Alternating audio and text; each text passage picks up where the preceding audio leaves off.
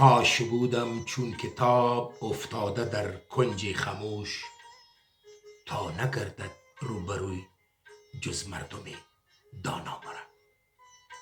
سلام او درنښت تاسو ټولو ښاغلو ته چې کتاب مو ملګری او همدم دی. څوک چې کتابونه یې نه یې لوستلي دا 5 صفته نه لري: شخصیت، فهم، پوهه، شعور او ادب. ما زده کړی هم د کتابو د لوستلو څخه دا ښېګڼې زده کړي دي. ټولو خلکو ته درنښت کوم، ما ته هم درنښت کیږي.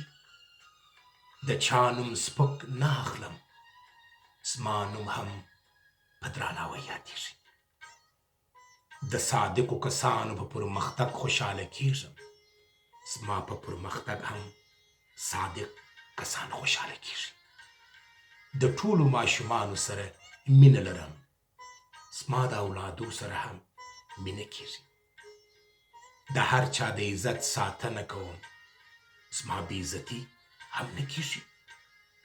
د چا غیبت نه کوم، زما غیبت هم نه کیږي. د هیچ چا سره بخل نه کوم، زما سره هم بخل نه کیږي. ځوانانو ته ډیر احترام لرم، ټول ځوانان ما ته هم احترام لري. د هیچ چا سره قومي، مذهبي، ژبني او نور تبعیض نه لرم، زما سره هم تبعیض نه کیږي. ځان تر هیچ چا د انساني کرامت پر بنسټ لوړ نه بولم، نور کسان هم ما ته په ټیټه سترګه نه ګوري.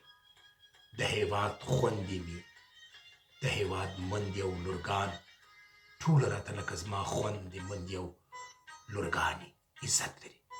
زما کورنۍ ته هم زما مسلمان ورونه او زما مسلمانې خوندې عزت ورکوي.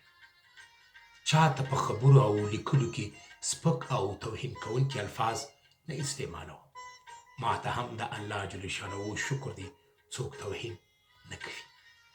د چا په شخصي چارو او مسایلو کې مداخله نه کوم، نور کسان هم زما په شخصي چارو کې مداخله نه کوي. په ورځني رسمي او غیر رسمي چارو کې ډیر په ادب او درنښت د نورو کسانو سره چلند کوم، زما سره هم تل ښه چلند کیږي. دا ټوله نیکمرغي او پوهه د کتاب د برکته را په برخه کیږي. د کتاب نړیواله ورځ دې کتاب لوستونکو ته مبارک وي.